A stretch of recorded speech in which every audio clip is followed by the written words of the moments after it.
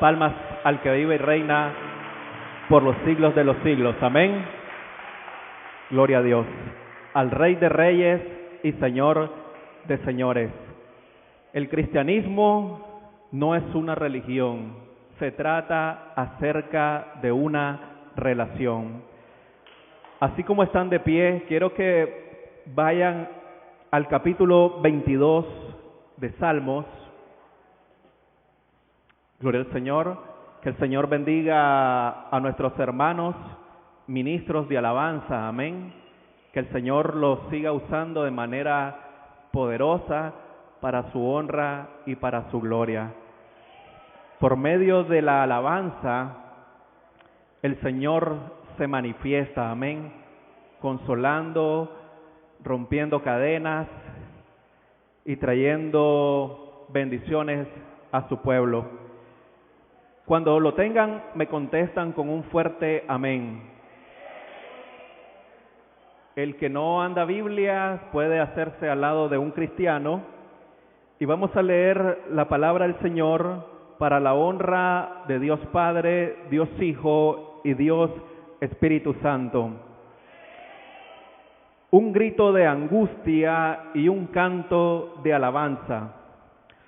Dios mío, ¿por qué me has desamparado? ¿Por qué estás tan lejos de mi salvación y de las palabras de mi clamor? Dios mío, clamo de día y no respondes, y de noche y no hay para mí reposo. Pero tú eres santo, tú que habitas entre las alabanzas de Israel. En ti esperaron nuestros padres, esperaron y tú los libraste. Clamaron a ti y fueron librados, confiaron en ti y no fueron avergonzados. Mas yo soy gusano y no hombre, oprobio de los hombres y despreciado del pueblo. Todos los que me ven me escarnecen, estiran la boca, menean la cabeza diciendo: se encomendó a Jehová, líbrele él, sálvele, puesto que en él se complacía. Pero tú eres el que me sacó del vientre, el que me hizo estar confiado desde que estaba a los pechos de mi madre. Sobre ti fui echado desde antes de nacer, desde el vientre de mi madre, tú eres mi Dios. No te alejes de mí, porque la angustia está cerca, porque no hay quien ayude. Me han rodeado muchos toros, fuertes toros de Basán me han cercado. Abrieron sobre mí su boca como león rapaz y rugiente. He sido derramado como aguas y todos mis huesos se descoyuntaron. Mi corazón fue como cera, derritiéndose en medio de mis entrañas. Como un tiesto se secó mi vigor y mi lengua se pegó a mi paladar, y me has puesto en el polvo de la muerte. Porque perros me han rodeado, me ha cercado cuadrilla de malignos, horadaron mis manos y mis pies. Contar puedo todos mis huesos, entre tanto ellos me miran y me observan. Repartieron entre sí mis vestidos y sobre mi ropa echaron suertes. Mas tú, Jehová, no te alejes, fortaleza mía, apresúrate a socorrerme. Libra de la espada mi alma, del poder del perro mi vida. Sálvame de la boca del león y líbrame de los cuernos de los búfalos. Anunciaré tu nombre a mis hermanos, en medio de la congregación te alabaré. Los que teméis a Jehová, alabadle, glorificadle descendencia toda de Jacob, y temedle vosotros descendencia toda de Israel. Porque no menospreció ni abominó la aflicción del afligido, ni de él escondió su rostro, sino que cuando clamó a él, le oyó. De ti será mi alabanza en la gran congregación, mis votos pagaré delante de los que le temen. Comerán los humildes y serán saciados, alabarán a Jehová los que le buscan, vivirá vuestro corazón para siempre. Se acordarán y se volverán a Jehová todos los confines de la tierra, y todas las familias de las naciones adorarán delante de ti. Porque de Jehová es el reino, y Él regirá las naciones. Comerán y adorarán todos los poderosos de la tierra, se postrarán delante de Él todos los que descienden al polvo, aun el que no puede conservar la vida a su propia alma. La posteridad le servirá. Esto será contado de Jehová hasta la postrera generación. Vendrán y anunciarán su justicia. A pueblo no nacido aún anunciarán que Él hizo esto. Inclinemos nuestro rostro para que seamos pidiendo la dirección del Espíritu Santo de Dios en esta hora. Padre eterno, Padre celestial, Padre amado, en el maravilloso y precioso nombre que es sobre todo nombre, en el precioso nombre de Jesús, el Mesías, venimos en esta hora delante de ti para darte las gracias por la oportunidad que nos das de estar reunidos en este lugar, Padre eterno, en virtud de ese sacrificio perfecto hecho en la cruz del Calvario. Estamos aquí, Señor, los santos, los que hemos sido llamados hijos de Dios en virtud de esa sangre derramada. Estamos aquí para alabarte, para bendecirte, para honrar y glorificar tu santo nombre. Padre, reconocemos que es solamente por tu amor, tu misericordia y tu bondad que hoy podemos estar acá, Señor.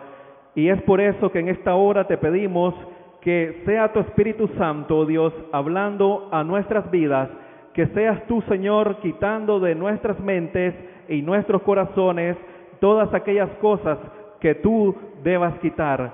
Padre, quebranta nuestras vidas y hazla como tú quieres que sean, oh Dios. Ayúdanos, Padre, a recibir con toda solicitud lo que tú nos quieres enseñar en esta hora.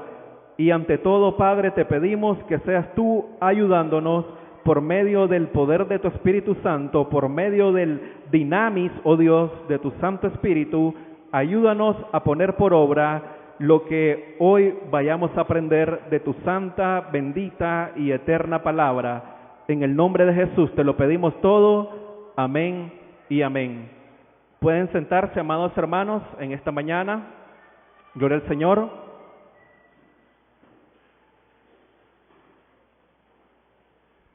Como muchos de ustedes ya lo habrán percibido durante la lectura de este Salmos, capítulo 22, se trata de una profecía mesiánica, una de las profecías mesiánicas más descriptivas y más detalladas acerca de los sufrimientos de Jesús, el Mesías, durante su crucifixión, amén, durante su muerte y su resurrección también.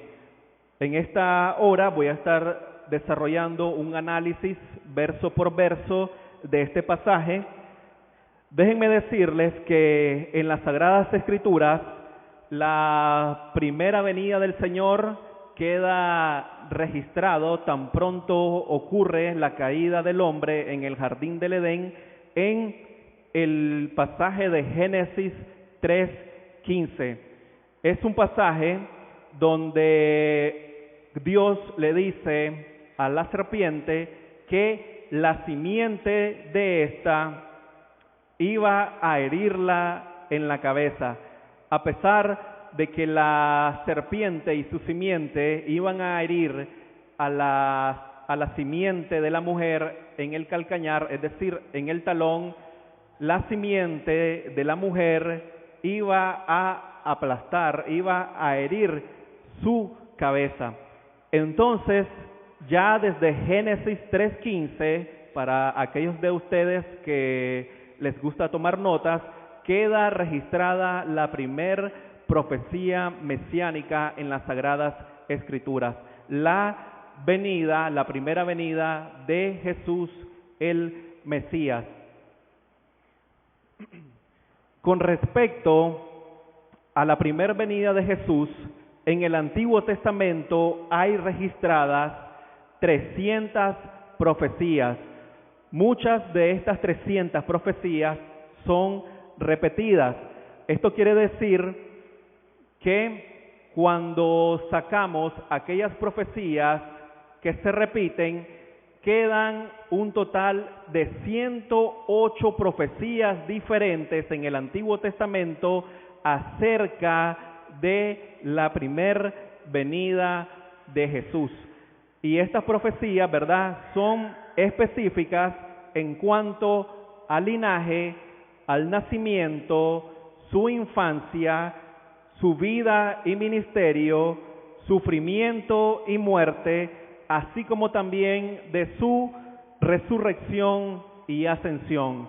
Estas 108 profecías diferentes en el Antiguo Testamento dan detalle de todos estos aspectos de la vida del Mesías. Y el objetivo con el cual el Espíritu Santo de Dios deja registradas todas y cada una de estas profecías es para que no quedara ninguna duda para todas aquellas personas que iban a leer posteriormente el registro histórico del Nuevo Testamento de que Jesús era quien dijo ser nada más y nada menos que Dios en la carne. Por eso las tumbas de todos los demás fundadores de las demás religiones no se encuentran vacías. Sin embargo, la tumba donde Jesús fue puesto en Jerusalén se encuentra vacía. Y es por eso que el cristianismo es la única religión que tiene dos puntos que son exclusivos hacia ella. Número uno es eso que les estoy mencionando, la tumba vacía donde Jesús estuvo en Jerusalén. Hoy en día, en la ciudad, en el país de Israel, este lugar conocido como el Jardín de la Tumba, en Jerusalén, es un sitio que todos los años es visitado por cristianos de todo el mundo, y en la puerta, en la entrada a este lugar, hay una inscripción que dice: Él no está aquí, sino que ha resucitado. Gloria al Señor. Gracias por esos amenes. Y el otro punto exclusivo del cristianismo, en el cual ningún otro libro de las demás religiones tiene comparación con la Biblia, es que ningún otro libro dice de sí mismo que es la palabra de Dios y que fue inspirado por Dios mismo. Y la manera en la cual Dios demuestra este hecho es a través del cumplimiento de la profecía bíblica. El jueves pasado, que estaba impartiendo la enseñanza titulada ¿Por qué es importante la profecía bíblica ahora?, estábamos mencionando todas estas razones en las cuales Dios le muestra al mundo que Él es el único Dios verdadero a través del cumplimiento de la palabra profética. Gloria al Señor. Por ejemplo, tenemos acá en el libro de Miqueas, capítulo 5 y verso 2, vayamos rápidamente al libro de Miqueas, agilicemos ahí la búsqueda de los pasajes. Yo lo voy a ir leyendo, usted puede ir anotando y en su casa puede estudiar el tema con más calma. El pasaje de Miqueas 5:2 dice: pero tú, Belén Efrata, pequeña para estar entre las familias de Judá, de ti me saldrá el que será Señor en Israel, y sus salidas son desde el principio, desde los días de la eternidad. Déjenme decirles que esta profecía que da el profeta Miqueas fue escrita 700 años antes que Jesús naciera en Belén. Y Belén es la misma ciudad en la cual también nació el antepasado de Jesús, David. David también nació en Belén. Esta pequeña ciudad, Belén Efrata, la palabra Belén significa casa del pan, porque ya desde los tiempos del Antiguo Testamento era una zona que se caracterizaba por la gran cantidad de cosechas de granos, y la palabra Efrata quiere decir fructífero. Ahora bien, recordemos las palabras que nos dijo el Señor Jesús, que les dijo, ¿verdad?, a sus discípulos, y dijo: yo soy el pan de vida, el que de mí comiere no tendrá hambre jamás. Amén. Así que esta profecía de Miqueas fue escrita 700 años antes del nacimiento de Cristo en la ciudad de Belén. Hay en el Antiguo Testamento 34 profecías que están relacionadas con la vida y ministerio de Jesús. Entre ellas están: iba a tener un mensajero especial. Sabemos que esto se cumplió en la vida de Juan el Bautista.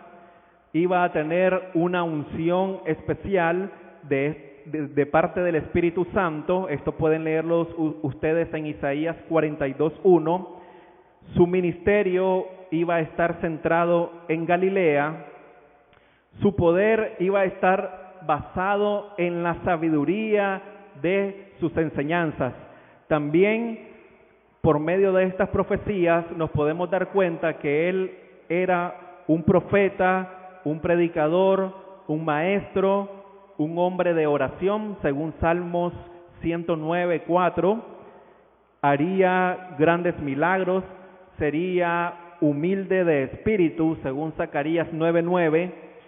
Ministraría a los pobres, a los quebrantados de corazón y a los cautivos, según Isaías 61:1. Iba a ser odiado sin causa, según Salmos 69:4. Y también iba a ser despreciado y odiado por su pueblo. Esto lo pueden leer ustedes en Isaías 29:13.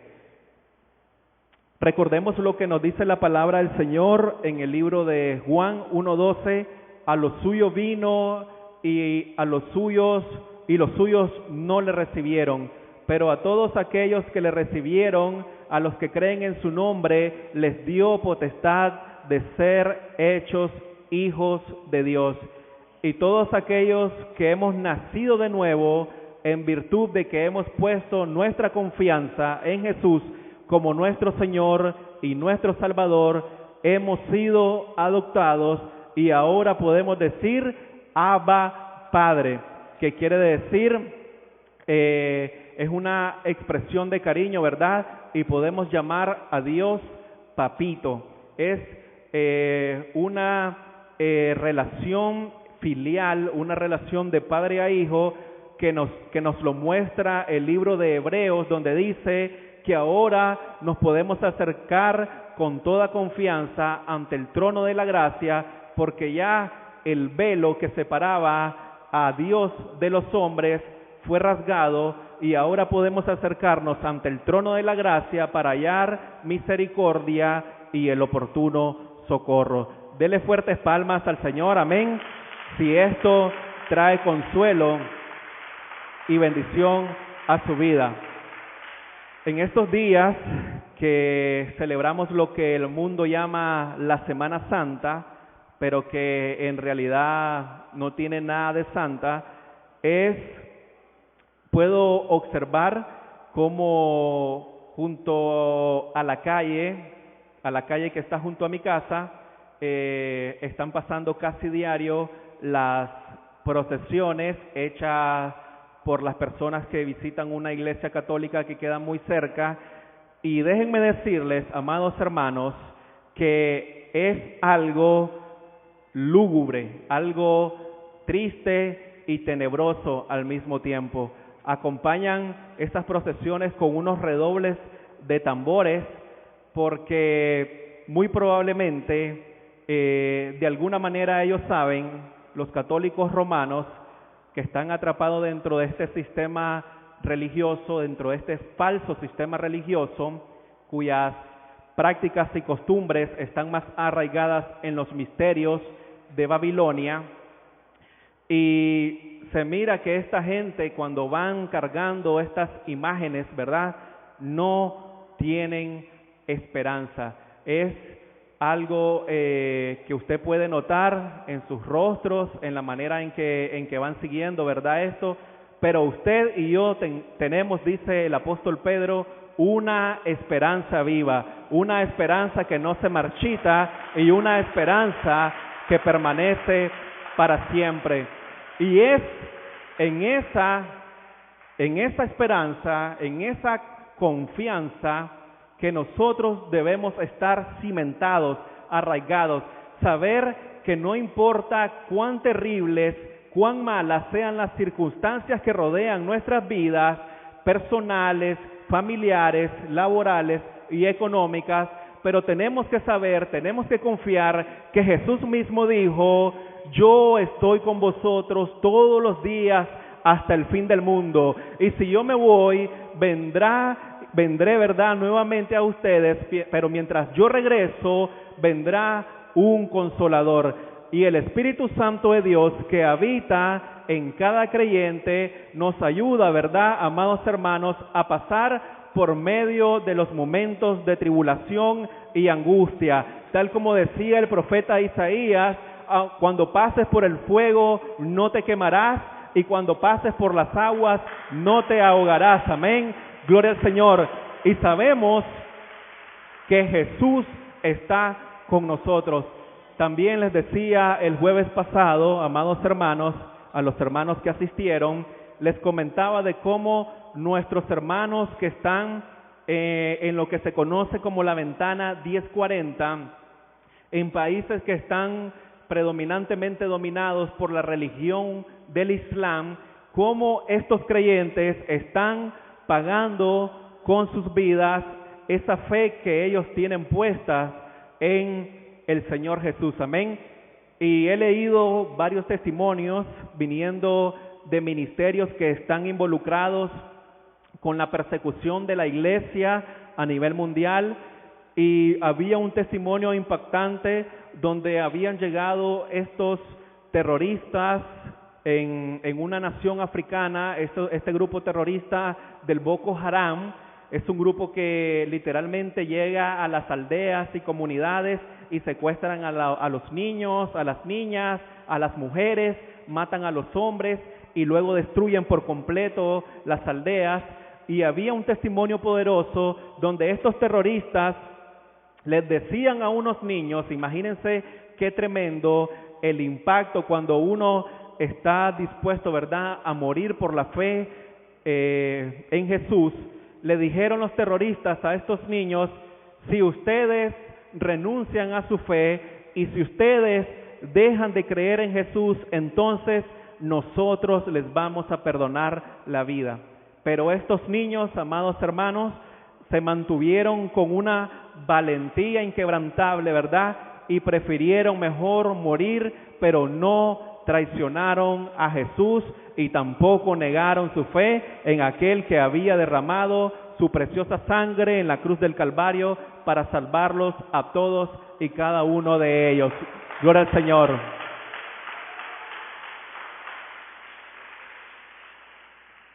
Hermanos, y desde hace ya unos meses atrás que he empezado a seguir estas publicaciones de grupos cristianos que están apoyando a las iglesias y a los creyentes en el Medio Oriente, en Asia, en África y en muchas naciones donde literalmente se está cometiendo un genocidio, un exterminio contra las poblaciones cristianas de estos países. Ahora estoy animando a muchos otros creyentes a que estén siendo informados acerca de la situación que estos creyentes están pasando en estos países, y también ver la manera en que ellos están sufriendo por causa del Evangelio nos debe animar a nosotros también, hermanos. Las cosas que nosotros como iglesia en Occidente estamos pasando no se comparan para nada con los dolores y tribulaciones que nuestros hermanos en aquellas zonas están pasando. Y yo les animo a todos y cada uno de ustedes que de alguna manera se involucren. Hoy la tecnología permite que estemos altamente involucrados o interconectados, ¿verdad?, con todo el mundo, y le animo que a través de estos medios usted busque ministerios que están involucrados con la persecución de la iglesia a nivel mundial, ministerios como La Voz de los Mártires, ministerios como Preocupación Cristiana Internacional y otros a través de Facebook y otras redes sociales. Involúcrese. No esté ocupando usted estos medios y estas herramientas que Dios ha puesto en sus manos para estar de ocioso o para estar perdiendo el tiempo en cosas que no son de edificación. Ocúpelas sabiendo que un día nos vamos a presentar ante el tribunal de Cristo, ante el Bimá, y vamos a ser evaluados por todas las cosas que hayamos hecho, sean buenas o malas, y vamos a dar cuenta de cómo usamos todos los recursos que Dios puso a nuestra disposición. Gloria al Señor. Eso, verdad, a manera de paréntesis, pero igual es un tema, es un aspecto que está relacionado con el tema general. Déjenme decirles que hay un total de 34 profecías acerca de la traición, el sufrimiento y la muerte de Jesús en el Antiguo Testamento. Estas 34 profecías se cumplieron durante el período de 24 horas entre su arresto y su muerte. Gloria al Señor. Voy a mencionar rápidamente cuáles fueron estas 34 profecías. Momento de la muerte, entrada a Jerusalén en un asno, experiencia de profunda agonía y tristeza, traicionado por un amigo que comería con él, traicionado por 30 piezas de plata, la disposición del dinero, es decir, cómo se iba a ocupar ese dinero por el cual se había pagado para que Judas había recibido por traicionar a Jesús, abandonado por sus discípulos, acusado por falsos testigos, se mantuvo en silencio ante sus acusadores. Pueden recordar esta profecía en el capítulo 53 de Isaías. Lo escupieron, lo golpearon, lo azotaron, golpearon su rostro, su barba se la desgarraron, se la arrancaron de manera violenta. Fue humillado, sufrió cansancio físico, fue crucificado, fue identificado con pecadores. Sabemos que Jesús fue crucificado, ¿verdad?, al centro de dos malhechores. La tradición dice el ladrón bueno y el ladrón malo. Ninguno de los dos era un ladrón bueno. Los dos eran unos delincuentes, eran unos malhechores. Lo que marcó la diferencia fue que cuando uno de los ladrones pudo ver de que Jesús era el Mesías, de que Jesús era Dios, le dijo solamente: acuérdate de mí cuando vengas en tu reino. Y la respuesta que Jesús le da a este ladrón, le dice: te aseguro que hoy mismo estarás conmigo en el paraíso. En ese momento, el paraíso no era el cielo. El paraíso, y tal como lo leemos en la historia del rico y Lázaro, no es una parábola, es una historia donde Jesús quería mostrar la realidad del mundo posterior a la muerte. Las almas, tanto de los incrédulos como de los creyentes, descendían a las partes más profundas de la tierra, a un lugar que en el hebreo se llamaba el Sheol y en el Nuevo Testamento se le llama el Hades, y una gran cima, un gran abismo de gran profundidad separaba lo que era el seno de Abraham con el lugar de tormento. Si ustedes recuerdan la historia de el rico y Lázaro, nos dice la palabra del Señor que el rico estaba en tormento. Sin embargo, de donde él estaba, podía ver que Lázaro estaba en el seno de Abraham y que no estaba teniendo ningún sufrimiento. Y le decía, ¿verdad?, este hombre rico, que hay un dato muy curioso ahí, y el hombre rico dice: Padre Abraham. ¿Cómo es que este hombre rico, si nunca antes había conocido a Abraham, cómo es que sabía que él era Abraham, verdad? Esto nos dice que en el mundo posterior, ¿verdad?, los sentidos de las almas son incrementados, son ampliados.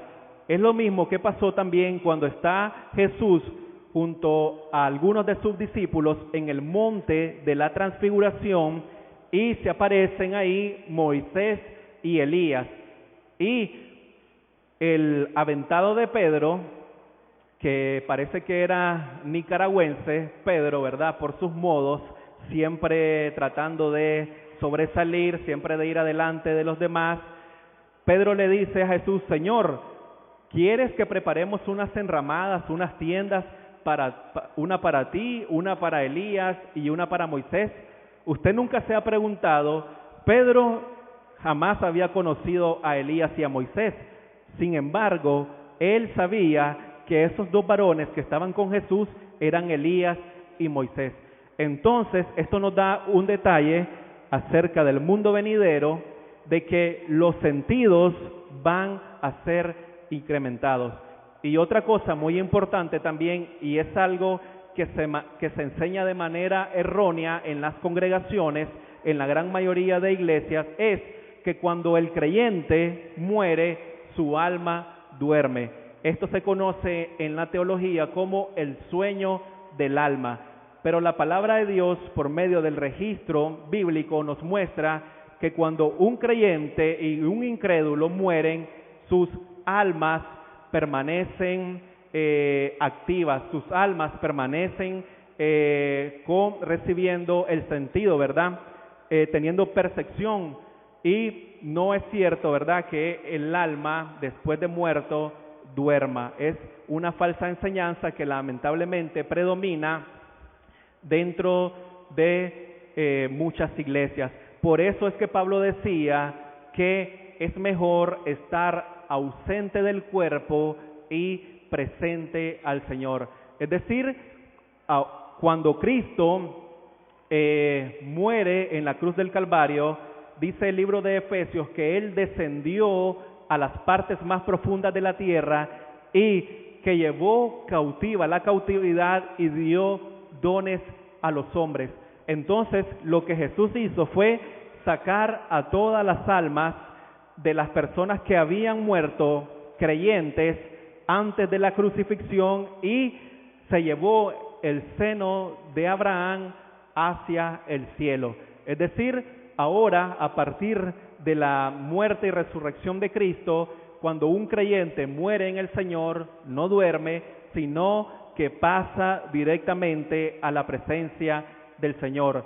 ¿Y qué estarán haciendo en el lugar donde estén?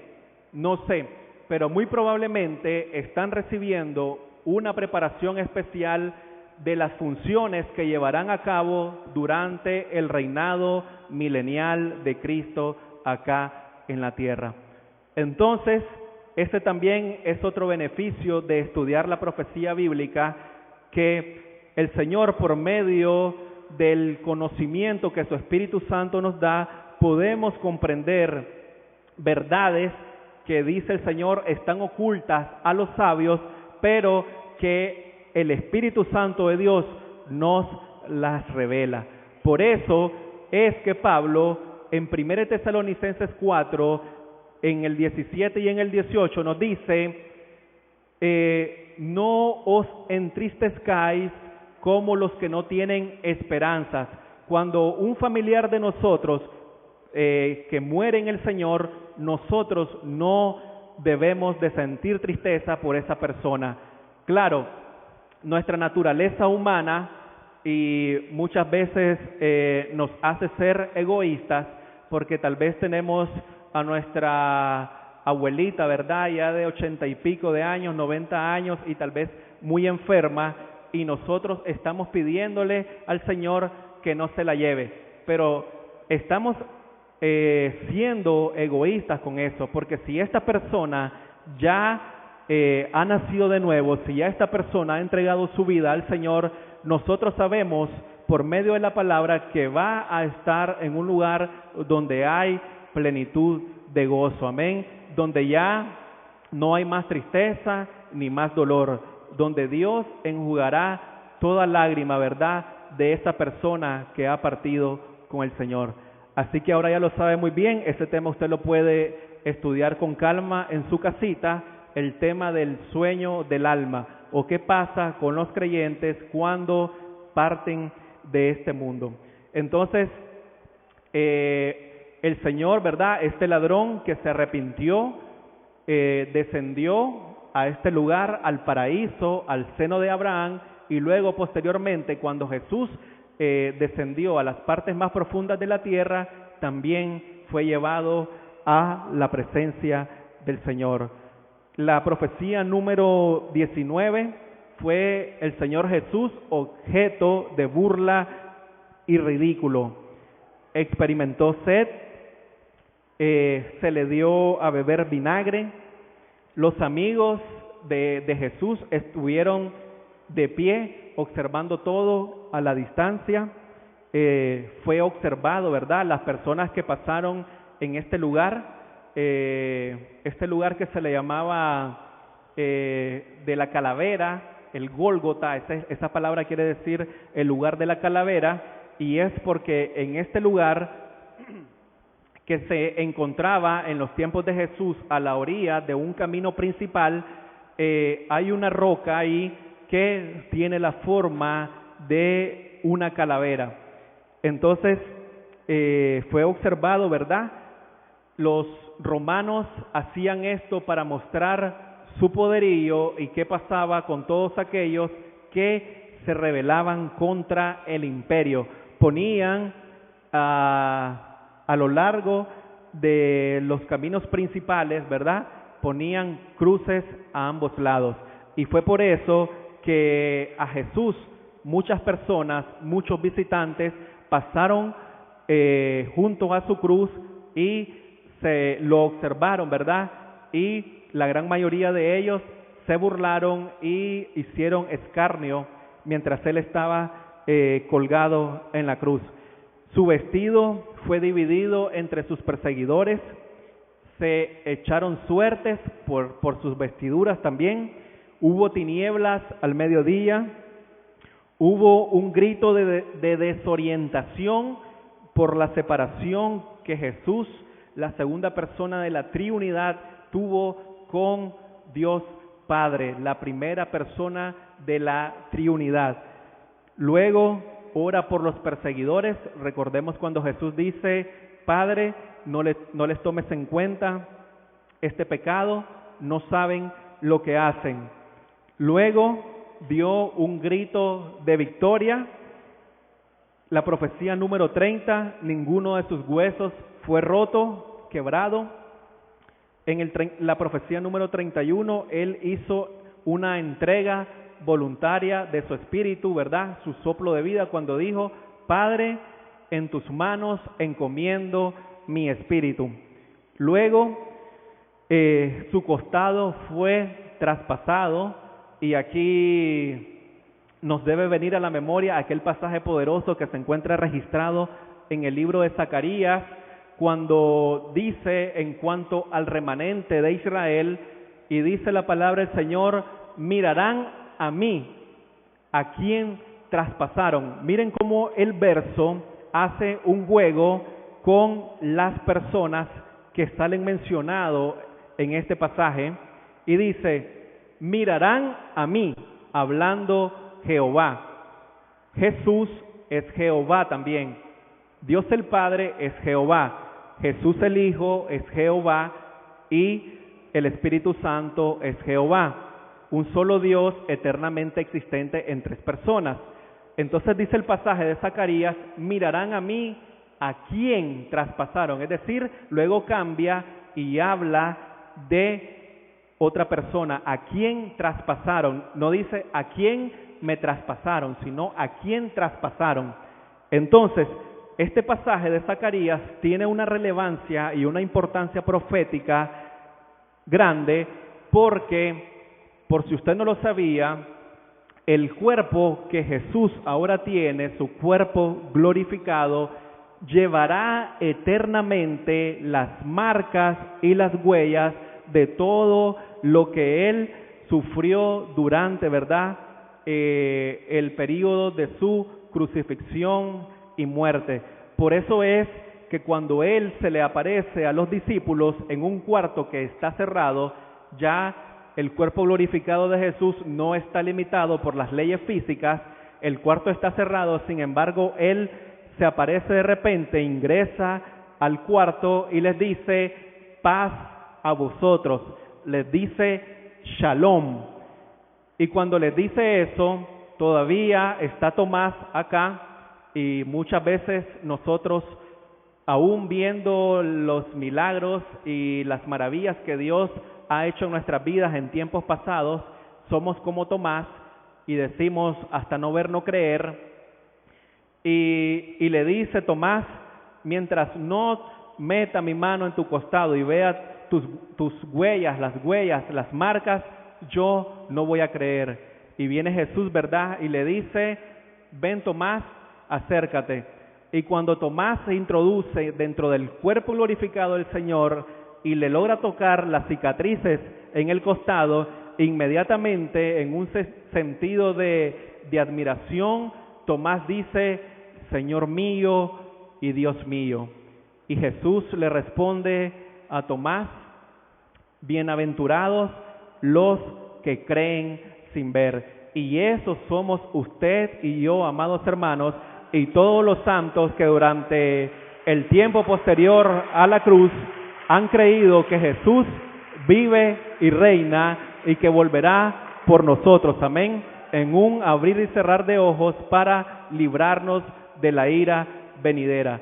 Bienaventurados todos aquellos que sin ver a Jesús creemos que Él es real y que Él es Dios en la carne.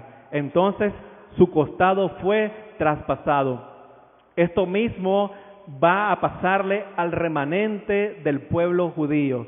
Déjenme decirles que cuando la palabra del Señor en los capítulos 9 al 11 de Romanos dice, y luego todo Israel será salvo, ha habido cierta confusión ahí con respecto a esa frase, pero no se está refiriendo la Biblia a que todos los aproximadamente, creo que anda en 12 millones, la población mundial de judíos en este momento, no recuerdo bien el dato, pero este pasaje no quiere decir que todos los israelíes van a ser salvos, sino que dentro del Israel nacional Dios tiene un remanente que van a venir al conocimiento y van a ver que Jesús es Dios durante la 70ª semana de años, durante el período que se conoce como el día de Jehová o el día de angustia para Jacob. Al final de ese periodo, cuando ya el anticristo esté a punto de exterminar al remanente de Israel, ya la iglesia no va a estar presente. La iglesia no estuvo presente durante las primeras 69 semanas de años, durante los primeros 483 años proféticos que Dios trató con la nación de Israel, la iglesia no estuvo presente. Tampoco hay ninguna razón para que durante los últimos 7 años la iglesia esté sobre esta tierra. Entonces, durante este tiempo, nuevamente el reloj profético de Dios con la iglesia, ¿verdad?, termina con el arrebatamiento de la iglesia. El inicio de la tribulación lo marca no el arrebatamiento de la iglesia, sino la firma o la confirmación de un acuerdo por parte del hijo de perdición con la nación de Israel y muchas otras naciones. Empieza a correr nuevamente el reloj profético, los últimos 7 años, de los cuales Jesús dijo, no ha habido antes ni habrá un período tan lleno de horror y sufrimiento como este, tanto así que si los días no fuesen acortados, nadie sobreviviría. Esto no se refiere a que los días van a ser más cortos, se refiere a que si el período de la tribulación se extendiera a más de 7 años, muy probablemente no quedaría nadie con vida durante ese tiempo.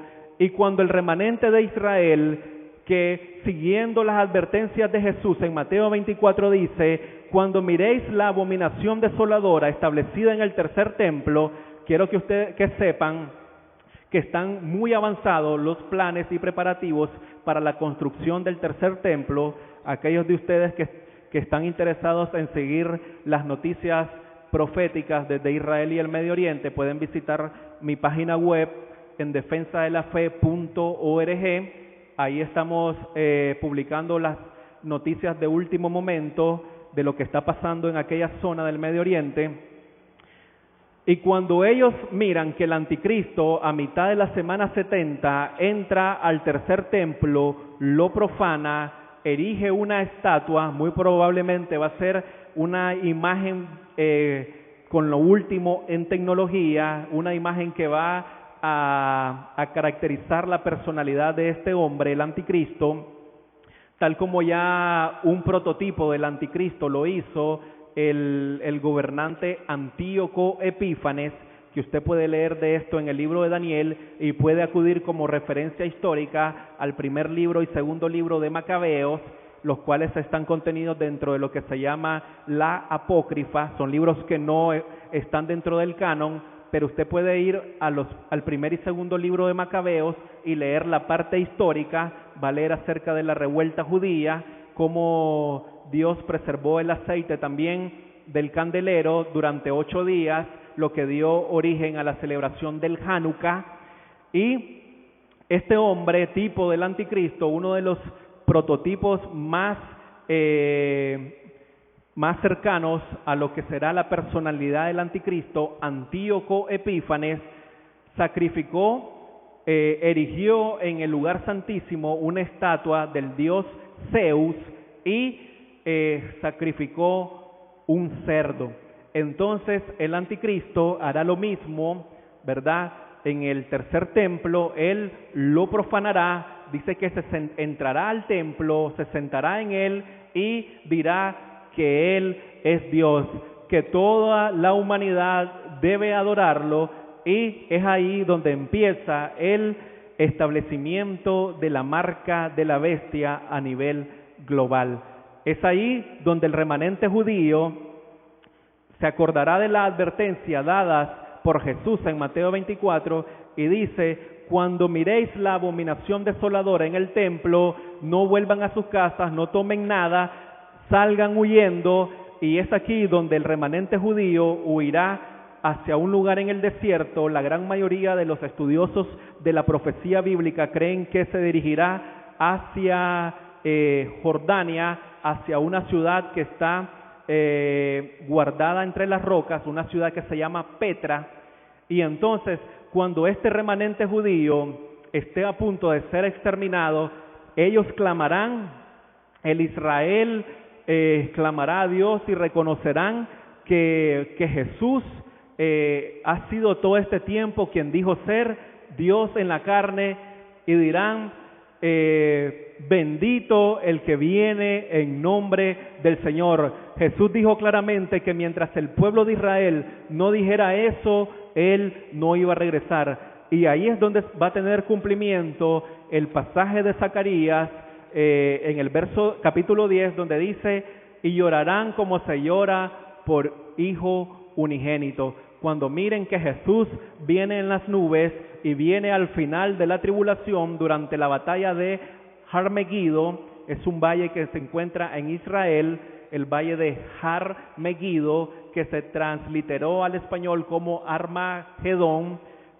el conocido también como el valle de Josafat, el valle de Jezreel en la Biblia.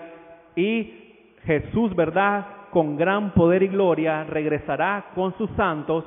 Nosotros volveremos con Jesús teniendo nuestros cuerpos glorificados, y Jesús, ¿verdad?, con una palabra sobrenatural que destruirá, que saldrá de su boca, destruirá al falso profeta y al anticristo. Y estos dos personajes serán lanzados durante 1000 años al lago de fuego y de azufre, un lugar que fue preparado para Satanás y sus ángeles, pero que la humanidad, al que la humanidad rebelde también irá a parar por no haber aceptado la gracia y la misericordia de Dios.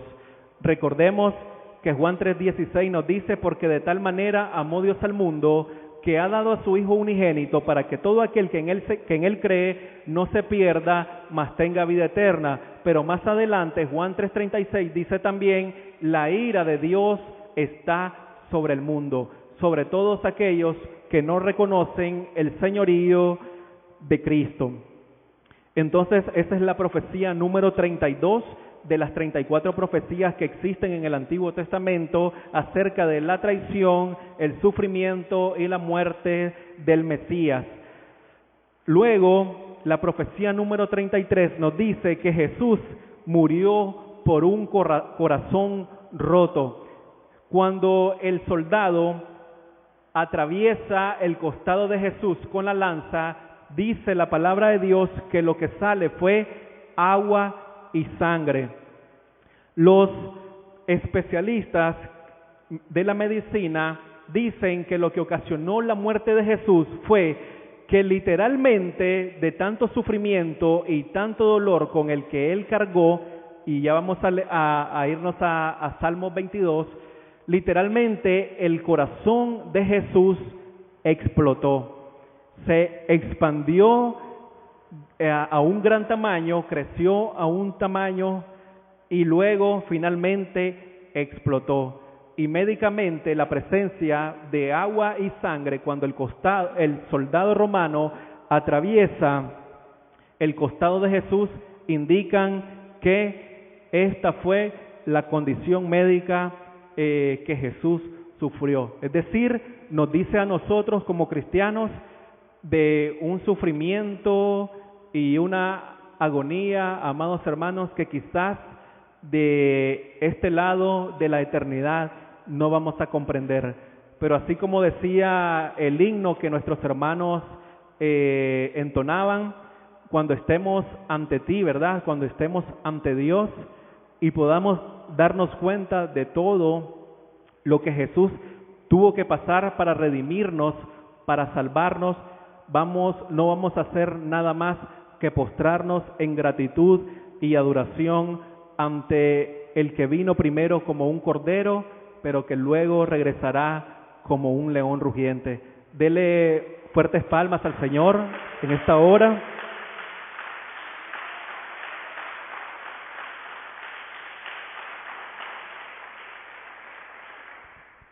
Vaya, está tan tremenda esta enseñanza. Créanme que cuando uno está aquí de pie y el Espíritu Santo de Dios está ministrando por medio del estudio de la palabra, a pesar del calor, ¿verdad? A pesar del cansancio que uno como ser humano pueda sentir, pero realmente no quiere detenerse. Es como cuando uno llega a la orilla de un océano y lleva una panita plástica o un baldecito y empieza a sacar agua, jamás ni nunca va a poder usted vaciar ese océano.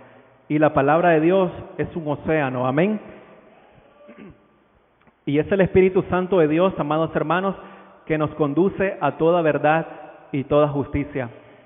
Ningún maestro de la palabra de Dios puede decir que se la sabe de toda verdad, ni aquellos incluso que han hecho Biblias de estudios, comentarios bíblicos. Siempre el Espíritu Santo de Dios nos va a estar enseñando cosas nuevas. Incluso un famoso expositor de profecía bíblica, cuando le hacen ciertas preguntas que no podemos comprender o que él no puede comprender, dice: hermano, esa es una de las preguntas que están dentro de mi lista de preguntas que le haré al Señor cuando lo mire del otro lado de la eternidad. Gloria al Señor. Así que si hay algunas preguntas que usted aún no comprende del estudio de la palabra, téngalas listas para hacérselas al Señor, ¿verdad? O a Pablo o cualquiera de los personajes, ¿verdad?, que están con el Señor, para hacérselas cuando estemos del otro lado de la eternidad, pero principalmente al Señor. Y finalmente la profecía número 34, Jesús fue enterrado en la tumba de un rico. Uno de los pasajes más contundentes, más gráficos y más descriptivos acerca de el sufrimiento que Jesús atravesó durante su muerte. Está registrado en la palabra del Señor en Isaías capítulo 53, el pasaje del Cordero sufriente. Durante su primer venida, Jesús vino como un cordero, pero durante su segunda venida volverá como león. Muy bien, ahora es importante, ¿verdad?, que sepamos con respecto a la muerte de Jesús, quiénes lo hicieron. Respondamos a la pregunta, ¿quiénes causaron la muerte de Jesús? Hoy en día aún prevalece, quiero que vayan a Hechos 4:27, dejemos que sea la palabra de Dios quien nos responda a esta pregunta con respecto a la muerte de Jesús. Hechos 4:27 dice: porque verdaderamente se unieron en esta ciudad contra tu santo Hijo Jesús, a quien ungiste, Herodes y Poncio Pilato, con los gentiles y el pueblo de Israel, para hacer cuanto tu mano y tu consejo habían antes determinado que sucediera. Podemos hallar a tres grupos de personas ahí que son señalados de participar de la muerte de Jesús: los gobernantes romanos, los gentiles y los judíos. El pasaje de Romanos 3:23 dice: por cuanto todos pecaron y están destituidos de la gloria de Dios. Jesús, al ir voluntariamente a la cruz del Calvario, cargó sobre su cuerpo los pecados de la humanidad, pasados, presentes y futuros. Por eso es que nosotros también somos culpables de la muerte de Jesús. Él ocupó el lugar que nos correspondía ocupar a cada uno de nosotros.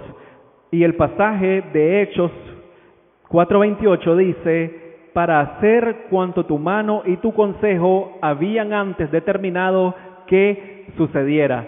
Están aquí orándole los discípulos a Dios. Ustedes pueden leer todo el pasaje en su casa, Hechos 4, y está diciendo que desde la eternidad pasada, Dios, quien es omnisciente, ya sabía que la humanidad iba a caer en el huerto del Edén y por tanto ya había hecho una provisión para que nuestro pariente redentor, Jesús, el segundo Adán, viniera y nos redimiera y nos sacara del reino de las tinieblas hacia su luz admirable, para que anunciemos las grandezas de Él. Gloria al Señor. Entonces, amados hermanos, hoy en día hay muchas congregaciones dentro de la iglesia evangélica, y es una creencia que prevalece dentro de la iglesia católica romana, de decir que fueron los judíos los que mataron a Jesús. Por causa de esto, yo les recomiendo que en mi página web busquen un artículo que se llama El antisemitismo, sus raíces y su perseverancia. Ustedes lo pueden buscar ahí, y este artículo muestra cómo a partir de verdad del establecimiento de lo que hoy llegó a ser la Iglesia Católica Romana, con la subida al poder del emperador Constantino, cómo los judíos, ¿verdad?, empezaron a ser acusados de haber asesinado a Jesús, empezaron a ser llamados los asesinos de Cristo, y esa es una de las razones por las cuales ellos, los judíos, en nombre de Jesús, fueron asesinados, fueron perseguidos y fueron masacrados. En nombre de Jesús.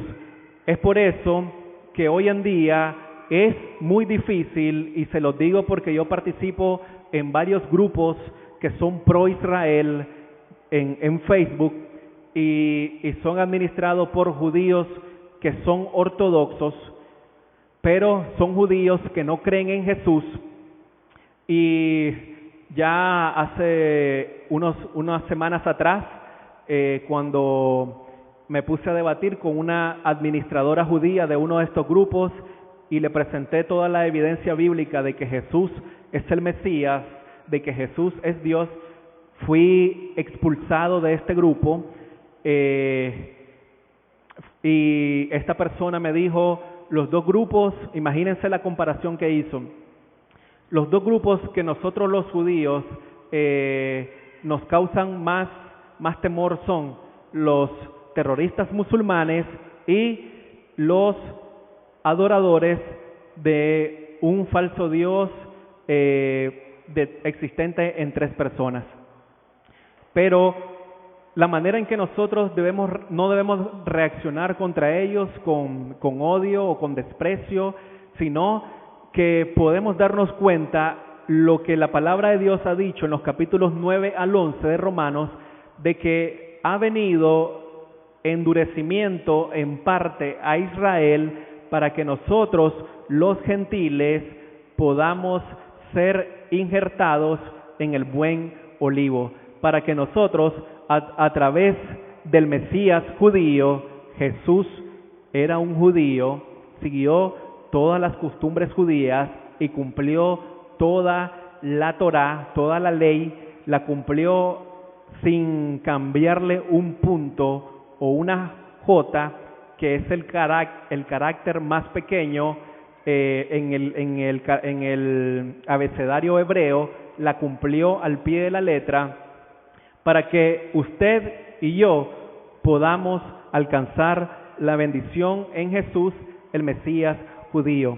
Entonces, cuando usted escuche a un expositor y esté diciendo que los judíos fueron los que mataron a Jesús, enséñale usted este pasaje de Hechos 4, 27 y 28, y recuerde también que Jesús mismo dijo: nadie me quita a mí la vida, sino que yo mismo la pongo y yo mismo también la puedo levantar, dando una declaración contundente de que Jesús es Dios. Amén. Entonces, Romanos 3:23 también nos dice que de alguna u otra forma usted y yo somos partícipes, ¿verdad?, de la muerte de nuestro Señor Jesucristo. Vayamos ahora al Salmos 22 nuevamente, regresemos al Salmo 22. Voy a darle unos datos acerca de este Salmo. En los días posteriores, ya en los próximos días, va a estar esta enseñanza también a través de YouTube. Pueden buscarla en la página de la Iglesia Camino de Santidad online.com para que usted, ¿verdad?, si lo quiere ver el video con calma. Y también mis notas las voy a subir ahí para que usted pueda descargarlo gratuitamente el estudio. También déjenme hacer un paréntesis para invitarlos. Este próximo sábado, a partir de las 9 de la mañana, tenemos la conferencia titulada Israel al filo de la profecía. Recuerden que ese mismo día ocurre el tercer eclipse lunar de la tétrada de eclipses lunares 2014-2015. Es el tercer eclipse lunar total que coincide con una fiesta judía, con la fiesta de la Pascua. Ya podemos ver algunas cosas que están ocurriendo a nivel mundial y especialmente en el Medio Oriente. Ayer estaba leyendo las declaraciones de un comandante en jefe de las Fuerzas de Defensa de Israel y decía: durante la próxima guerra con el grupo terrorista Hezbollah, que se encuentra al sur del Líbano y en la parte norte de Israel, decía el comando civil, la parte civil de Israel, podríamos sufrir cientos de bajas civiles, porque los especialistas militares estiman que este grupo terrorista, Hezbollah, tiene aproximadamente entre 70.000 a 100.000 cohetes apuntando contra las poblaciones civiles de Israel. Y decía este comandante saliente de las Fuerzas de Defensa de Israel: durante nuestro próximo enfrentamiento contra Hezbollah, el pueblo de Israel podría sufrir cientos de pérdidas civiles. Y este grupo tiene la capacidad para lanzar, escuchen este dato que realmente debe causar temor y que debe animarnos a nosotros, aquellos que amamos a Israel y al pueblo judío, a estar orando por su protección física, pero también por su conversión espiritual. Y decía este hombre, este grupo puede lanzar diariamente entre 1.000 a 1.500 cohetes de mediano alcance y que tienen mayor precisión que los cohetes que el grupo terrorista Hamas, que tiene el control de la Franja de Gaza en la parte sureste de Israel, tiene. Es decir, como lo dice el tema de la conferencia, Israel está ahorita en un momento trascendental. Sabemos, hemos estado viendo también cómo esta nación, Irán, no oculta su deseo de exterminar, de borrar a Israel del mapa.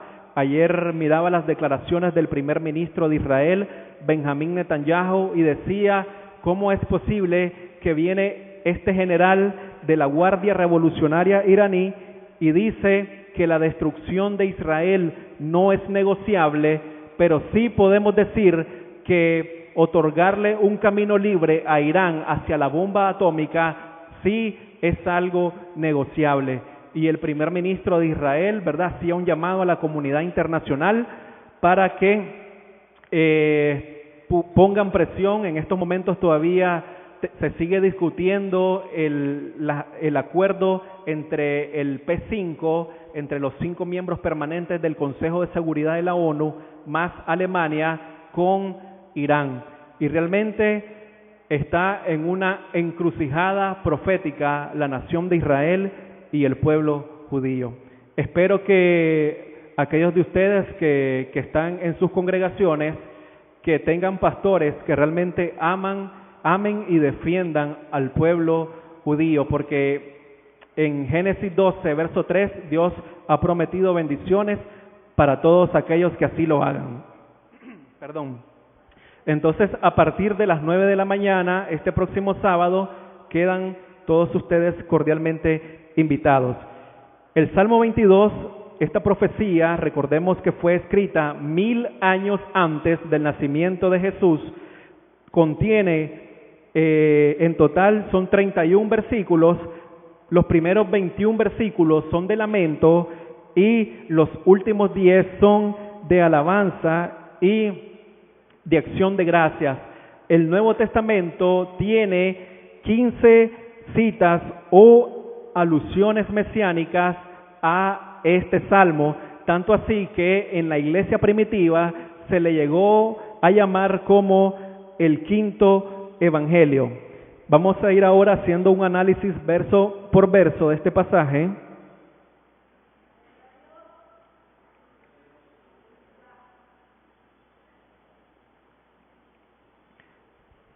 Muy bien. Salmos 22:1. Dios mío, ¿por qué me has desamparado? ¿Por qué estás tan lejos de mi salvación y de las palabras de mi clamor? Este pasaje tiene cumplimiento en Mateo 27:46. Ahora bien, para aquellos de nosotros, ¿verdad?, que tenemos una vida de oración, sabemos que Dios responde de 3 formas: sí, no, espera. Cuando Dios nos responde con sí y no, fácilmente podemos recibir estas respuestas. Pero cuando Dios dice espera, hijo, hija, esa espera nos consume, porque nuestra naturaleza es la de obtener una gratificación instantánea en lugar de la voluntad de Dios en su momento perfecto. Recordemos que cuando Jesús enseña el Padre Nuestro a sus discípulos, la frase clave de esa oración es: hágase tu voluntad. Pero nosotros muchas veces como creyentes le hacemos berrinche a Dios y queremos que nuestras oraciones sean respondidas en la forma y tiempo que nosotros queremos. Pero Dios es soberano. Entonces, sabemos que Jesús cumplió esto en Mateo 27:46. Esta expresión no es una pérdida de fe, porque si fuera una pérdida de fe, el salmista no se hubiera dirigido a Dios, sino que es una expresión de impaciencia y un sentido de desesperación. Algo que tenemos que sinceramente reconocer que muy a menudo nos pasa a nosotros también. Luego, los versos 3 al 5, el 3 al 5 son un recordatorio de fidelidad de Dios hacia sus padres. Nosotros podemos ver, ¿verdad?, cómo Dios, a pesar de la infidelidad de Israel, Dios los bendijo, ¿verdad?, cómo los protegió durante el andar en los 40 años en el desierto, cómo les envió el maná, cómo les envió las codornices, cómo sus vestiduras y su calzado no se desgastaron, cómo el ángel, ¿verdad?, de Jehová era columna de nube durante el día y columnas de fuego durante la noche. Y el salmista David se remonta hacia este pasado y recuerda la fidelidad de Dios. Ahora bien, el mayor sufrimiento que Jesús sufrió, amados hermanos, no fue físico ni emocional, sino que fue espiritual. Esto lo pueden leer ustedes en 2 Corintios 5:21. ¿Por qué? Porque todo el pecado de la humanidad, pasado, presente y futuro, al ser puesto sobre Jesús, Dios no podía soportar eso y tuvo que haber una separación. Esa era la angustia más grande que Jesús sentía. Luego, en los versos 6 al 8, dice: mas yo soy gusano y no hombre, oprobio de los hombres y despreciado del pueblo. Todos los que me ven me escarnecen, estiran la boca, menean la cabeza diciendo: se encomendó a Jehová, líbrele él, sálvele, puesto que en él se complacía.